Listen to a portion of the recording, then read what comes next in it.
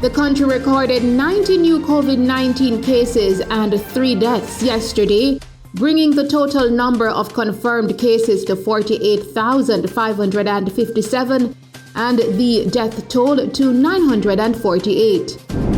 Jamaica received another batch of COVID-19 vaccine manufactured by AstraZeneca.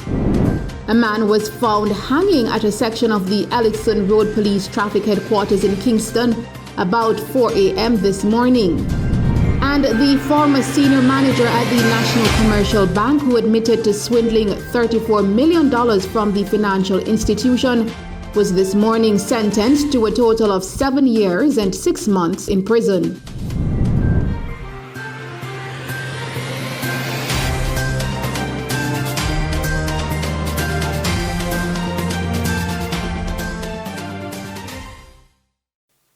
Good evening. The country recorded 90 new COVID-19 cases and 3 deaths yesterday, bringing the total number of confirmed cases to 48,557, with 21,939 active, and bringing the death toll to 948. The deaths were of a 92-year-old woman from St. Mary, a 62-year-old woman from Kingston and St. Andrew, and a 76-year-old man from Portland. The new cases were recorded in Clarendon with 4, Kingston and St. Andrew 11, Manchester 14, Portland 2, St. Anne and Trelawney 3 each, St. Catherine and St. Thomas 9 each, St. Elizabeth 7, St. James 12, St. Mary 6, and Westmoreland 10. The new cases range in age from 9 days to 98 years old, and the gender breakdown is 51 females and 39 males. At the same time, there were 244 recoveries for a total of 25,298. 160 patients are hospitalized, with 11 being critically ill. Jamaica has received another batch of COVID-19 vaccine manufactured by AstraZeneca. Some 55,200 doses of the COVID-19 vaccine arrived on the island yesterday at the Norman Manley International Airport in Kingston. This batch represents another allocation from the COVAX facility. The arrival of new vaccines will be added to the pool of vaccines being used in the National Vaccination Implementation Program to inoculate people who are due their second dose, as well as those persons who are being targeted to be vaccinated currently, Jamaicans 50 years and older, healthcare workers, JCF, JDF, the Jamaica Fire Brigade, and staff members from PICA, Jamaica Customs Agency, as well as the Department of Correctional Services are eligible to be vaccinated based on the implementation plan. And as at Friday, May 28, approximately 155,683 Jamaicans have received the first dose of the COVID-19 vaccine, representing 8% of the target population, which is 1,924,759, while 22,206 persons have received their second dosage. Today's planned meeting between representatives of Rick's Cafe and officials of the Ministry of Local Government has been pushed back. Our news team has learned that the meeting is expected to be held later this week. Rick's Cafe was ordered closed on Friday for 7 days and had its COVID-19 compliance certification pulled over the controversial staging of a Mocha Fest event at the location, breaching health and safety regulations. Rick's Cafe has admitted to breaching the COVID protocols and has apologized. The Tourism Product Development Company, TPDCO, the state entity which revoked the compliance permit, indicated that Rick's Cafe will be required to undergo a recertification exercise to ensure strict adherence to the established COVID-19 health and safety protocols before it can be allowed to accept visitors again. Meanwhile, Tourism Minister Edmund Bartlett has issued a stern warning that breaches of the established protocols put in place to contain the spread of the COVID-19 virus will not be tolerated in the tourism sector. This as he underscored that the controversial staging of the Mocha Fest event at Rick's Cafe in Negril was in direct breach of the government's COVID-19 health and safety protocols.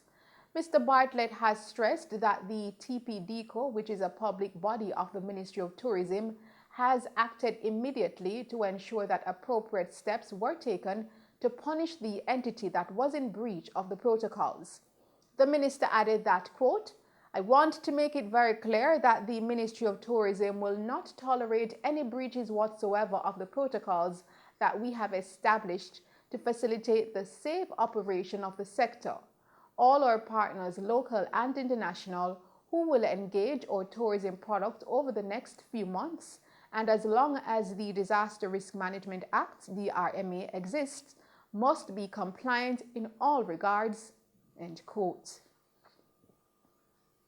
And opposition leader Mark Golding says the recent events in Negril, Westmoreland, which led to the government issuing a closure order on the popular tourist attraction and entertainment spot, Rick's Cafe, shows the unequal application of the rules and laws of the country.